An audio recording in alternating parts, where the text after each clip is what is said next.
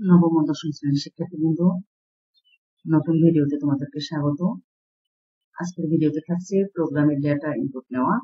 আমরা প্রোগ্রামিং এর ধারাবাহিকভাবে এর আগের সব ক্লাসগুলো আপলোড করেছি। আজকে থাকছে প্রোগ্রামের ডেটা ইনপুট নেওয়া। যারা আজকে নতুন ক্লাস দেখবে তারা অবশ্যই পিছনের ক্লাসগুলো দেখে তারপর আজকের ক্লাসটা দেখবে, তাহলে বুঝতে সুবিধা হবে। আমরা যদি প্রোগ্রামের ব্যবহারকারীর নিকট থেকে ডেটা ইনপুট নিতে চাই তাহলে কি করব? ব্যবহার করে এই কাজটি করা খুবই সহজ।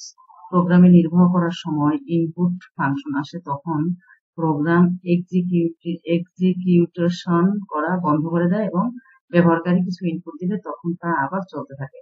আমরা যদি নিচের মতো লিখি test underscore input equal to input function, তাহলে টেস্ট আন্ডারস্কোর ইনপুট ভেরিয়েবলটি আমাদের নিকট থেকে একটা ইনপুট গ্রহণ করবে। তবে ইনপুট ফাংশন প্রোগ্রামের ভিতরে ইনপুট হিসেবে কোনো সংখ্যা, অক্ষর ইত্যাদি যেটাই গ্রহণ করুক না কেন সেটিকে স্ট্রিং ডেটা টাইপে গ্রহণ করবে। এখন আমরা একটা ভেরিয়েবল ইনপুট নিয়ে সেটি প্রিন্ট করি। তাহলে test underscore input equal to input,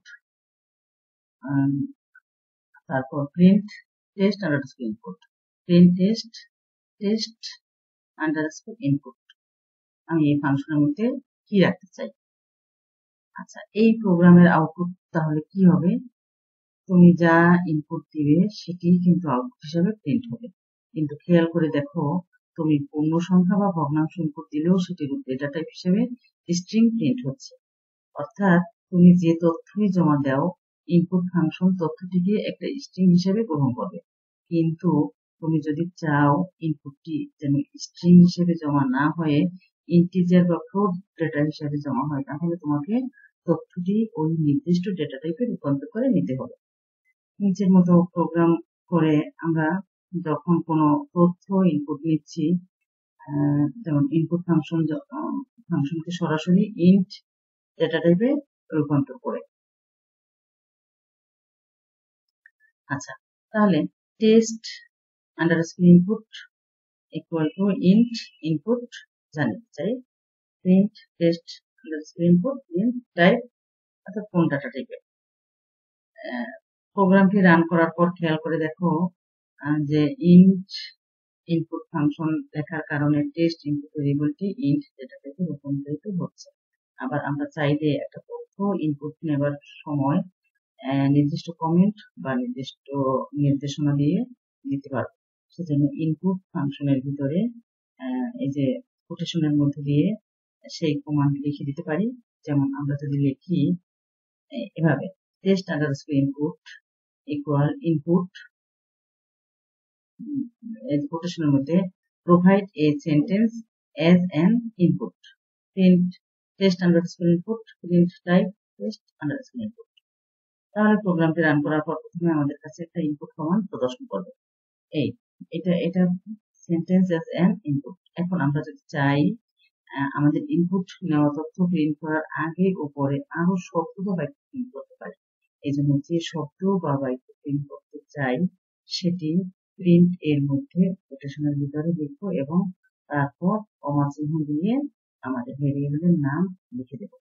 যেমন টেস্ট আন্ডারস্কোর ইনপুট ইনপুট, এখানে কোটেশনের মধ্যে insert an integer number, print this is your integer number test input. তাহলে নিচের মতো আউটপুট দেখতে পাবো। যেমন insert an integer number, integer number, this is your integer number.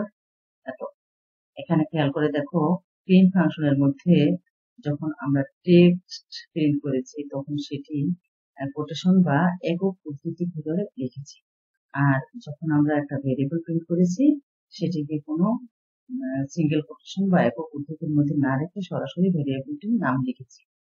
তাহলে এই ছিল আমাদের ডেটা ইনপুট নেওয়ার অংশ। এটা আমরা ফাংশনও করে দেখাতে পারি। যেমন এটা লিখবো এখন